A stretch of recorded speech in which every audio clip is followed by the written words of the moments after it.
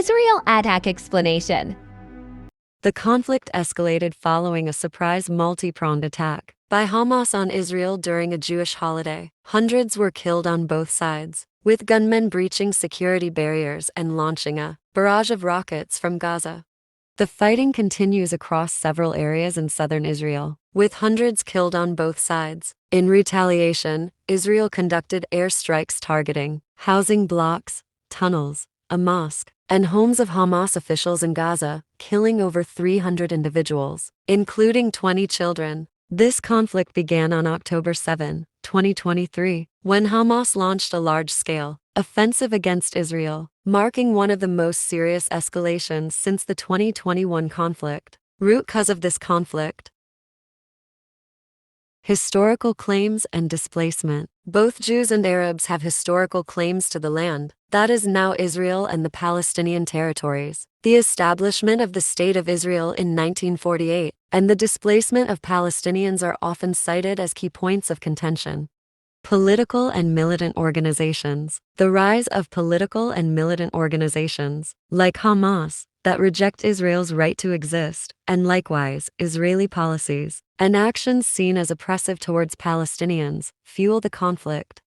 Blockades and restrictions. Israel's blockades and restrictions on Gaza, purportedly for security reasons, have led to humanitarian crises, which in turn stoke anger and resistance among Palestinians. Religious significance. The religious significance of the area, particularly sites in Jerusalem like the Temple Mount or Haram al-Sharif, is a deeply emotional aspect of the conflict for both Jews and Muslims. Support for Palestinians or condemnation of Israel. Some Arab and Muslim countries have expressed support for the Palestinians and/or blamed the Israeli occupation for the escalation of violence.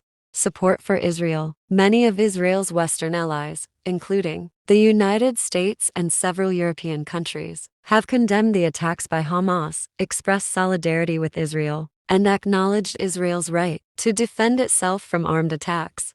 Specific countries include Albania and Argentina. Albania, Prime Minister Edi Rama and Foreign Minister Igli Hassani expressed strong condemnation of the attack and solidarity with Israel.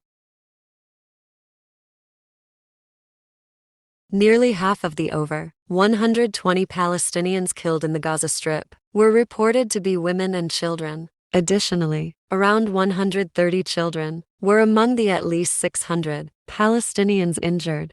The conflict also led to significant displacement, with approximately 10,000 Palestinians in Gaza seeking shelter in schools, mosques, and other places, amidst limited access to essential resources like water, food, hygiene, and health services. Residential areas in Gaza were heavily targeted during the war, leading to civilian casualties. Israel's targeting of family homes and residential apartment blocks resulted in the death and injury of many civilians, including women and children.